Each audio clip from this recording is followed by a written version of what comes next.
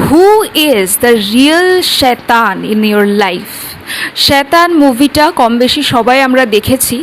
শয়তান মুভিতে আমি খুব ব্রিফলি তোমাদেরকে বলি যে কি কি ছিল গল্পটা। তো শয়তান একটা হিন্দি মুভি, খুব রিসেন্টলি রিলিজ হয়েছে, যেখানে ব্ল্যাক ম্যাজিক বা কালো জাদু সম্পর্কে দেখানো হয়েছে এবং সেখানে বশীকরণ সম্পর্কে দেখানো হয়। শয়তান একটা মেয়েকে বশীকরণ করে তার কাজের জন্য তার বাবা মার কাছ থেকে নিয়ে যায়। তো সেই শয়তান ছিল একটা তান্ত্রিক। তো এই শয়তান মুভি থেকে আমাদের শেখার একটা বড় লাইফ লেসন আমরা এখান থেকে নিতে পারি। সেটা কি, সেটাই তোমাদের এই ভিডিওতে বলবো। তো দেখতে হলে প্লিজ লাস্ট অবধি ভিডিওটা দেখো। তো শয়তান মুভিতে লাস্ট অবধি এটা দেখা গেছে যে তান্ত্রিকটা তার মুখের বিভিন্ন কথার মধ্য দিয়ে যাদেরকে বশীকরণ করেছে তাদেরকে কন্ট্রোল করে। তান্ত্রিক যা মুখ দিয়ে উচ্চারণ করে ঠিক সেটাই যারা বশীকরণ করা হয়েছে যাদের, তারা সেই কাজগুলো একদম পুতুলের মতো ফলো করে। এটাকেই সাধারণত বশীকরণ বলা হয়। তো আমাদের লাইফের ক্ষেত্রে আমাদের মাইন্ড অনেক সময় আমাদের সাথে এই ব্ল্যাক ম্যাজিকটা করে।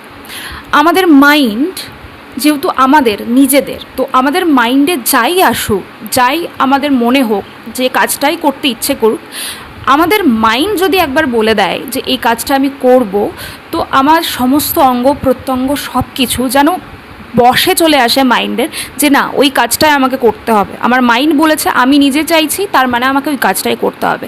জাস্ট লাইক আ শয়তান, তোমাদের মাইন্ড তখন হয়ে যায় সেই তান্ত্রিকটা এবং তুমি নিজে হয়ে যাও সেই ভিকটিমটা যাকে বশীকরণ করা হয়েছে।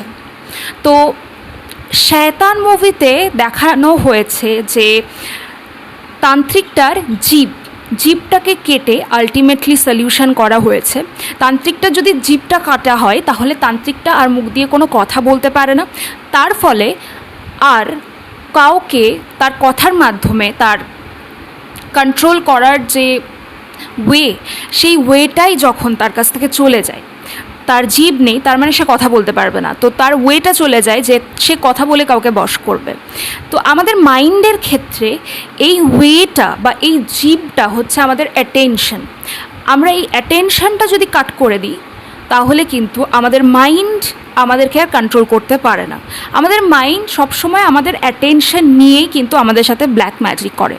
দেখো, আমাদের মাইন্ডের যেটা করতে ইচ্ছে হয় সেটাই আমরা করি যখন মাইন্ডের সেই কথাতে আমরা গুরুত্ব দিই, আমরা অ্যাটেনশন দিই।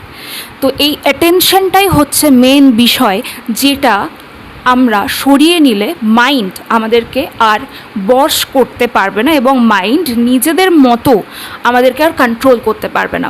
সো ভিডিওটা যদি ভালো লেগে থাকে তাহলে প্লিজ ভিডিওটা শেয়ার করো এবং ভিডিওটার মধ্যে যদি কোনো অসুবিধা হয় বুঝতে, তাহলে আমাকে তোমরা কমেন্টে জানিও, আমি আবার ক্লিয়ারলি বোঝানোর চেষ্টা করব।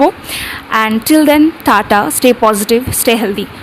ভিডিওটা প্লিজ যদি ভালো লেগে থাকে তাহলে চ্যানেলটাকে প্লিজ এখনই সাবস্ক্রাইব করে দাও আর একটা লাইক।